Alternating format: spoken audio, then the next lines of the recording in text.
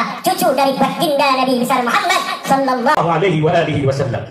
Sayyidina Syekh Abdul Qadir Al-Jailani radhiyallahu an, yang malam hari ini kita kauli beliau sebagai sultanul auliya, sebagai ulama besar, adalah cucu dari baginda Nabi besar Muhammad sallallahu alaihi wasallam.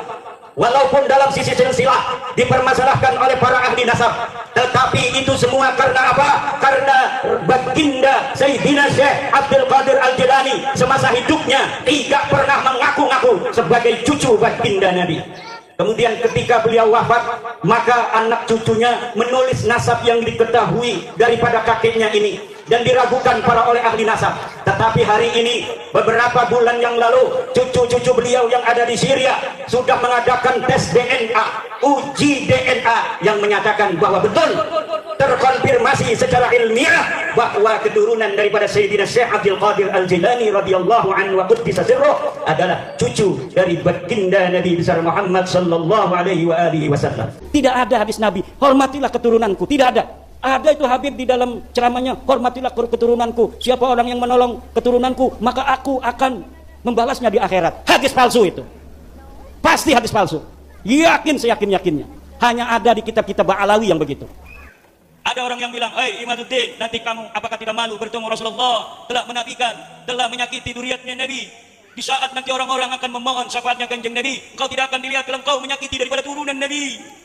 Tobatlah." Yang tobat itu orang yang ngaku-ngaku turunan Nabi tapi tidak terkonfirmasi oleh kitab-kitab nasab dan tes DNA-nya melenceng dari DNA kanjeng Nabi. Dan asli nggak kayak Imad, kata Imad Banten palsu. Senawawi sama saya itu sepupu jauh, bos. Kami dan Senawawi itu satu keturunan dari Pangeran Singararas bin Sultan Maulana Hasanuddin Banten. Kok saya dibilang apa Banten palsu, Senawawi asli? Barangkali mohon izin bisa dijelaskan nikah ini dari putra siapa, keluarga berapa orang? Terima kasih, Raji, atas undangan di Musyawarah Roma. Sekali lagi, saya ini seorang pengasuh pesantren di daerah Kresek, dekat Tenara, 12 km dari keluarga santri biasa. Dari keluarga santri, pesantren apa namanya? Pesantren Nahdlatul Ulum. Nahdlatul Ulum, kebangkitan ilmu-ilmu agama.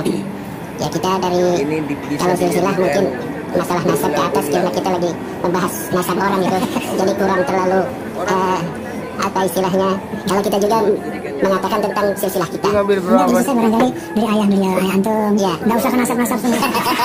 Karena itu kami. Ya, kami 3 bersaudara. Saya anak laki-laki paling tua, yang 2 perempuan, yang terjun ke dalam dunia pesantren. Semuanya santri, tetapi yang kemudian berikan pesantren hanya saya. Makanya semua bingung, jangan pun kamu bingung, saya juga bingung lihat kamu.